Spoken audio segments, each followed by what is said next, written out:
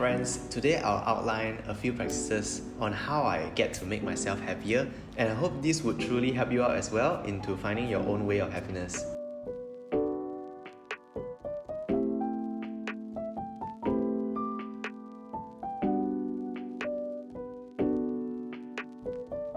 Happiness is such a broad term for us to fully comprehend it, and I feel everyone has their own definition of happiness. Like, happiness could mean different things for everyone.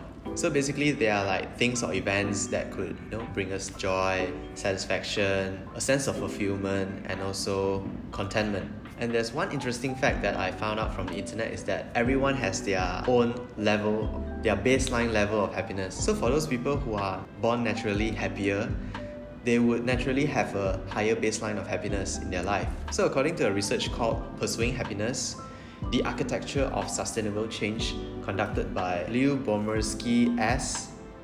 I hope I pronounced that right. And according to that research, it is said that 50% of our happiness is governed by our own genetics and personality, 10% from external factors, and also 40% comes from our own individual activities. There are actually also different types of happiness. For me, I didn't realize it at first, but there are actually different types of happiness according to a Greek philosopher called Aristotle.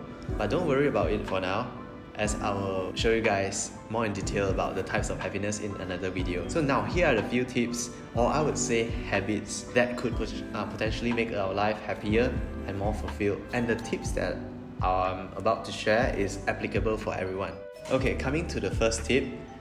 Other than all the usual ones like having more sleep, eat more healthily, have your greens, exercise daily, or like just be more active in life. And today we're going to focus on more of the practices, or I would say habits, that I'm practicing right now, and I find them useful in actually giving me sustainable happiness. So coming to the first tip, which I also find it the most important tip of all the tips that I'm going to share, is that happiness is a choice. So, and what I mean by happiness is not an outcome of things or events, is that you don't actually wait for the perfect timing for happiness to come into your life, but rather you choose happiness to be in your life. So the first tip, I'm going to recap the first tip, is basically it's very easy. It's just you must always remember that happiness, you get to choose happiness. You don't wait for happiness to come into your life. So don't wait for it. Choose to be happy, alright? So coming to the second tip, which I feel is as important as the first tip, is that we should really face our problems head on. It's not running away from it. So I'm sure that you heard about this somewhere, is that it's really easy to actually run away from problems and hoping that the problems won't come to haunt us anymore. Usually people would run away from their problems by, getting more sleep, or maybe drinking more, getting drunk. But that don't work in real life. So what we need to do here is to restructure our thoughts into thinking that, problems, they are naturally bound to come to our life. Okay, we naturally have problems in our daily lives. So the only way to deal with the problems is that we acknowledge the problem and deal them heads on, and definitely not running away from it. And eventually when this becomes a practice, it will come naturally to you, and the big problem that we are dealing with today would be less of a deal tomorrow. It's like, meh, just let it go. So the third one would be stop comparing yourself to anyone else. So it's an endless cycle if you were to compare with, with anyone in terms of anything in life. So there are naturally so many people out there who are smarter than us, or fitter than us, or maybe like more attractive than us. So and when you are comparing with other people, you are actually trying to pace up with them in terms of progress. So everyone's progress is different. And I would use like fitness or bodybuilding as an example. Because some people are naturally born to build muscle more easily. Some people find it hard to lose fat. So in the end of the day, we don't actually get to find happiness if we were to compare. However, comparison is only beneficial if you compare you to yourself yesterday, which means that we are seeking to improve ourselves day by day, even if it's just a little. And so this is when we aim to improve ourselves and strive to become better. So coming to the fourth point, it is very important for us to be grateful and kind. Now this is something new to me too. I never really thought of being grateful and kind when I actually get the chance.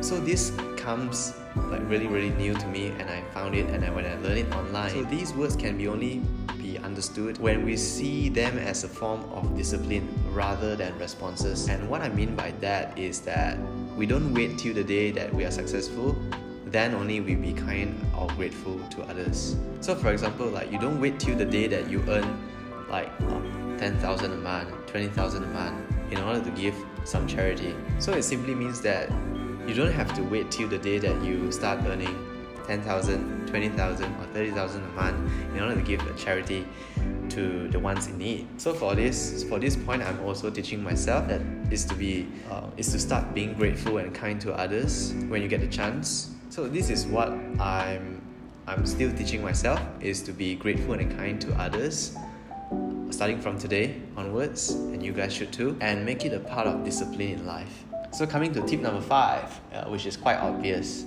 but I'm gonna say it anyway, is to actually smile more. The action of smiling actually programs our brain into thinking that we are in a happy state. So our brain doesn't really care that if we are doing a fake smile or a genuine smile. And this is surely more effective if you genuinely smile. What I mean by genuinely smile, or we call it the real smile, is we are smiling with our eye socket. So like it's not just our mouth that's smiling, and also the smile goes deep to your eye socket. It's like narrowing your eyes.